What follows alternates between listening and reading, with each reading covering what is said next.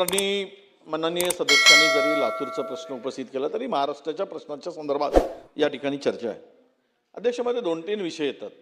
हे सगळी चर्चा शेवट जाते कुठे तर पैशापाशी. या सगळ्या प्रश्नाचं उत्तर कुठे आहे तर निधी हाच विषय आहे. पोर्टलचा वगैरे विषय आपण पवित्र पोर्टलचा काढला. तुम्हाला आपल्याला माहीतच आहे, आम्हालाही माहीत आहे, महाराष्ट्रातील सर्व जनतेला माहीत. शिक्षकांच्या जागा किती रिक्त आहेत. आपण आता निवृत्त झालेल्या शिक्षकांना 20,000 रुपये देऊन त्यांची नियुक्ती केली. आता खरं म्हणजे निवृत्त झालेले ते 58 वर्षाचे त्यांना पेन्शन मिळते. मला पैसा प्रश्न होता की त्यांना एज्युकेशनमध्ये ठीक आहे काही दीर्घकाळ शिकवले असतील पण त्यापेक्षा वेल एज्युकेटेड आणि निपुण हुशार तरुण मिळू शकतात. तर हेच 20,000मध्ये तरुण बेरोजगारांना जर आपण दिलं तर शैक्षणिक सुधारणेसाठी खूप वाव आहे. जुन्या लोकांना त्यांच्या ज्या शिक्षणाच्या संदर्भातले शिक्षकावर मी कोणावर हेतवारोप करत नाही, पण त्याच संदर्भात त्यांना 40,000 50,000 हे मिळतं पेन्शन. तर या तरुणांना संधी का देत नाही.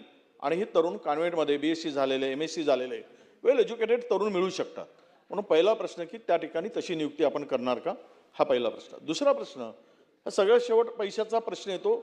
शाळांच्या संदर्भात सुविधांच्या संदर्भात आपण म्हणाला तो फार मोठा प्रश्न नक्की आहे. तर आपण जरा विनंती करा मुख्यमंत्री महोदयांना. मागच्या वेळेस आता अनेक सदस्यांनी सांगितलं की इथून पैसे इतका इन्फ्रास्ट्रक्चरवर खर्च होतात तितका होतात. मी थोडासा उल्लेख केला की आपण कुंभमेळ्याच्या संदर्भात की त्यातले 2,000 कोटी रुपये काही सुविधा कमी करून करता आले तर आपण त्यावर चांगलं करू शकतो. तर त्यावर थोडीशी टीका झाली. मला बोलण्याचा उद्देश हा होता की शिक्षण महत्त्वाचं आहे, नोकऱ्या महत्त्वाच्या आहेत, तरुणांच्या हाताला रोजगार महत्त्वाचा आहे, मूलभूत गोष्टी ज्या आहेत त्यावर पण आपला अधिक भर असला पाहिजे, हा त्यामागचा उद्देश होता. मला काही कुठल्या आपल्या भावना दुखावण्याचा विषय नव्हता. म्हणून माझा प्रश्न असा अध्यक्ष महोदय की आज उद्याचा बजेट येणार परवाला, त्यामध्ये या सुविधेसाठी तुम्ही DPDCच्या मर्यादा आहे खर्च करायला, त्याला तेवढेच मिळू शकतात. त्या काही सर्व शाळांच्या सुधारणा त्यातून होतील असं आपण समजण्याचं काही कारण नाही. म्हणून आपल्याला विनंती अशी आहे की राज्यस्तरावरून या सुविधांसाठी आपण 2 शाळा निवडताय, 4 शाळा निवडताय, आपण सांगितलं तेवढे शाळा द्या. तेवढ्या शाळा एक मॉडेल स्वरूपाच्या होती. पण या सुविधा शैक्षणिक केवळ सुविधा म्हणजे अभिमन्यू पवारसाहेब म्हणतात त्याप्रमाणे वर्ग खोल्या हा एवढाच विषय नाही. तिथे असणाऱ्या शैक्षणिक सुविधा म्हणजेच उत्तम दर्जाचं शिक्षण. तुम्हाला सांगतो अनास्था का होते. 468 शाळा एकट्या विदर्भात अध्यक्ष महोदय शिक्षक नाही म्हणून एकही शिक्षक नाही. मी रेकॉर्डवर बोलतोय, माहिती घ्या नाही तर सभागृहाची मी माफी मागेल. एकही शिक्षक नाही. 468 1 ते 5 पर्यंत आणि 5 ते 8 पर्यंत शिक्षकच नाही. 468 शाळामध्ये पूर्व विदर्भातील 468 एकूण शाळामध्ये शिक्षक नाहीत. तिची माहिती घ्या आणि माहिती घेऊन आपण वाटल्यास उत्तर द्या. मी रेकॉर्डवर मी माफी मागेल सभागृहात, तुमची माफी मागेल जरी चुकीचं असेल तर. या झाल्यात 1 ते 5 पर्यंत. 5 ते 8 पर्यंत आपल्याला सांगतो 1628 शिक्षक लागतात. 5 ते 8 पर्यंत 1628 आपण पवित्र पोर्टलच्या माध्यमातून भरतो असं म्हणता येते.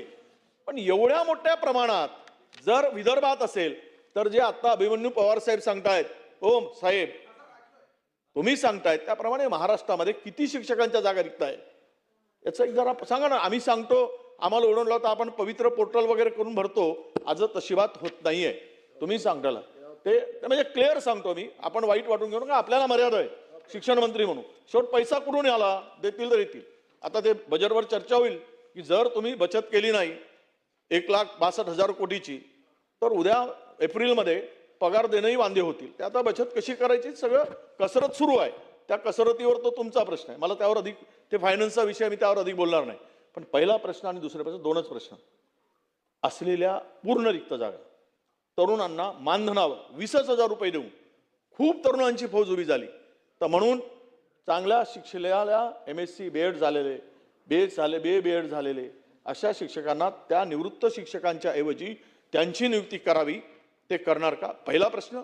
दुसरा प्रश्न, ही सगळ्या सुविधेच्या संदर्भात एक ठोक तरतूद राज्य सरकारने शिक्षण विभागाला मिळवून देण्यासाठी माननीय मुख्यमंत्र्यांच्याकडे आपणही करा. पण कदाचित या सभागृहामधली अनेक सदस्य बोललेत त्यांना सुद्धा त्यांच्या भावना घेऊन जाऊन त्या संदर्भात मुख्यमंत्र्यांच्याकडे बैठक लावा आणि आपण विनंती करू की या सगळ्या व्यवस्थेमधून कुठून तरी काढा आणि एक ठोक तरतूद 2,000 की 1,000 कोटी रुपयाची द्या. याचं उत्तर आपण द्यावं.